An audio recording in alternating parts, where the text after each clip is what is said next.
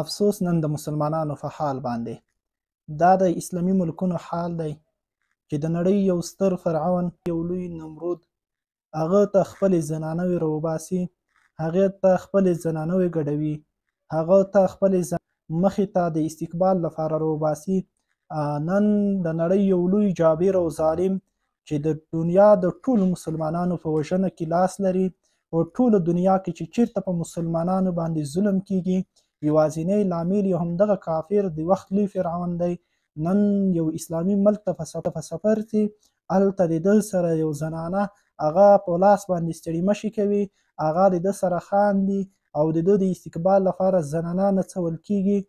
افسوس د مسلمانانو په حال باندې. ولې مسلمانانو هغه خپل تیر برم، هغه خپل تیر دریځ، هغه خپل تاریخ هیر کړی دی؟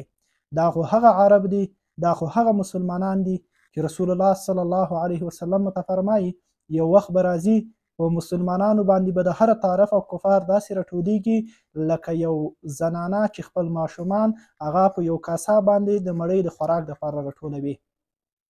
د صحابو د غیرت نه مې قربان کي، هغه ورته فرمایي یا رسول الله دا به زمونږ د قلت، دا به زمونږ د کموالي د وجې نه وي، هلته به مسلمانان کم وي؟ دی ورته فرمایي نه، هلته به مسلمانان کم نه وي، هلته به مسلمانان ښه ډیر وي، خو لیکن د دنیا محبت او د مرګ نه ډار دا به د دوی په زړونو باندې غالب شوی وي، نو دوی به د مسلمان دفاع نشي کولی. نن همغه حال دی، نن همغه عرب چې عیش او عشرت په غالب شوی دی، د کفر د پیسې او د مال او د هغه کفري ملکونو ته د تګ راتګ د هغې محبت ور باندې غالب شوی دی. نن یې هغه خپل تاریخ هیر کړی دی، نن یې هغه حالت هیر کړی دی چې د یوې زنانه لپاره به یو مجاهد هغه 1,00,000 فوز راوباسه. ابو اسحاق محمد ابن هارون الرشید چې مشهور په معتصم بالله سره و، هغه څوک و چې د عباسي خلافت تقریبا 8م خلیفه راځي. د هغه وخت د عباسي خلافت او د رومیانو تر مابین سرحد نننۍ ترکیه وه. د ترکیه نه ای طرف ته روم بللی کېده او دې طرف ته د عباسي خلافت قایم و. نو یو مسلمانه زنانه هغه د روم هغه امپراتورۍ ته داخلیږي، هلته د یو رومي عسکر د طرفه ځورول کیږي، هغې ته بې ستره کیږي، هغې ته سپکې بد رد ویلی کیږي.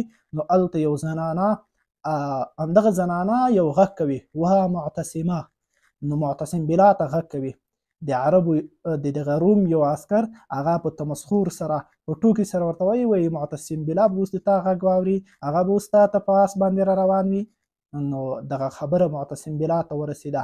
1,00,000 فوج چې د یوې ښځې د دفاع په خاطر باندې تیار کو چې د هغه د همدغه روم د فتح سبب وګرځېده چې هغه عمیره په نوم باندې هغه ځای مشهور و. فتح د عمیرې لویه فتح الله ورته نصیب کړه. 1,00,000 فوج چې د یو مسلمان په خاطر باندې راویست. نن همغه مسلمانانې په خپل لاس د مسلمانانو په امر باندې د کفارو طرف لپاره نڅول کیږي. نن مسلمانانو هغه خپل تاریخ هیر کړی دی. کفار نن په مسلمانانو باندې چې څه رقم د دوی زړه وغواړي همغه رقم په دوی باندې کوي. مسلمانانو نن یوازینی لوی لامل دا دی چې خپل علمیت ته اشاره کړي. هغه علم، هغه ترقي د مسلمانانو چې کومه وه، هغه د جهاد شوق چې کوم و، هغه د مار نه ډارېدل چې کوم و، هغه د دنیا او د مال او د جایداد نه محبت چې کوم و، هغه یې هیر کړی دی. نن ټول برعکس روان دي. نن ټکنالوژي، نن ټول اسلحې هغه کفار جوړوي، نن هغه د علم پرمختګ هغه کفار کوي او مسلمانان چې دي هغه خپل مابین کې اختلافونه کوي. هغه په یو مصطلحاتو کې بس په اختلافي سره لګیا دي. دا وهابی شو، دا پنجپیری شو، کفار هغه کفار چې الله جل جلاله موږ ته په قرآن کریم کې فرمایي چې همدغه یهود نصارا چې یو د بل دومره ضد وو چې الله جل جلاله د دوی حال ورته بیانوي. وقالت اليهود ليست النصارى على شيء. یهودو به وي نصارا هېڅ شی نه دي او نصارا به وي یهود هېڅ شی نه دي، هېڅ په حق دین باندې نه دي، یو به یو ښه بل به بل ښه ده. خو لیکن نن همغه یهود نصارا یو کېږي، د مسلمانانو په خلاف باندې درېږي، مسلمانانو باندې چې څه یې خوښه وي هغه ترسره کوي. نن مسلمانان هغه یوازې بس دعاوې ته ناست دي، یوازې دې ته ناست دي فلسطین په حق کې دعا وکړئ، د پاکستان په حق کې دعا وکړئ، د بل په حق کې دعا وکړئ، هلته مسلمانان ځورېږي او دلته مسلمانان ځورېږي، بس همدې ته ناست یو. نو الله جل جلاله په مسلمانانو باندې رحم وکړي. دغه بې غیرته د وخت عمرا چې هغه د نن وخت عمرا بللی کېږي، الله دې اصلاح کړي. که اصلاح کېږي نه، الله دې د مخ د مځکې نه ورکړي او په ټوله دنیا کې دې الله داسې یو غیرت قایم کړي لکه په امارت اسلامي کې چې نن د دوی یوازې زنانه نه پرې څاتره کېږي. یو کس د افغانستان وګړی اگر چې هغه د جمهوریت یو وګړی دی، اگر چې هغه د مونږ خلاف جنګېدلی دی، خو لیکن د افغانستان یو وګړی بللی کېږي. هغه نن په هغه ملکونو کې چې هلته مونږ د ډیپلوماتي اړیکې نه لرو، خو بیا هم امارت هڅه کوي چې هلته د دوی د هغه نیولو، د هغه د محکمه کولو پوښتنه وکړي، د هغه د خلاصولو هڅه وکړي.